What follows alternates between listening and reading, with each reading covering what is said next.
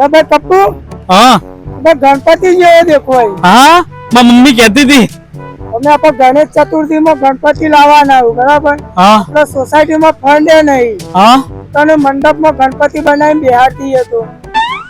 બેહી તો જાઉં પણ ફાયદો એટલે ભાઈ ઘણો ફાયદો તને. શું તને ચૂરમાના લાડુ ખાવા મળે, हाँ મોતીચૂરના લાડુ ખાવા મળશે, हाँ એટલે 2 ટાઈમ પાક્કું ભોણું ખાવા મળે, हाँ 56 ભોગ ખાવા મળે, 56 ભોગ એટલે 2 ટાઈમ તારી આરતી થાય. બે ટાઈમ આરતી અને જે દાનમાં પૈસા આવશે ને એ પૈસા તું લઈ લેજે.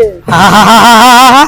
ફાયદો જ ફાયદો અને તને ગરમી લાગે ને તો આપણે એક આદિ કેસી લગાવી દઈશું. અરે વાહ વાહ વાહ વાહ વાહ પણ યાર ટેન્શન તો હા લોચારો પડશે શું ટેન્શન? રિસ્ક ખા ભાઈ તમારું રીત.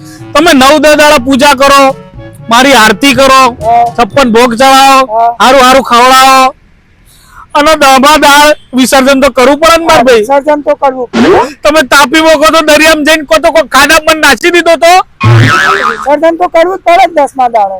ના ભાઈ એમ કરી દો થોડું ચાલે હા ખોટું પડે કેમ? આવું બધું ના કે યાર તું મને માર તો રમ રમી જાય કે યાર ભાઈ આ તો તું નવરો હતો પેલું ગણપતિ તને બેહાડ દઈએ.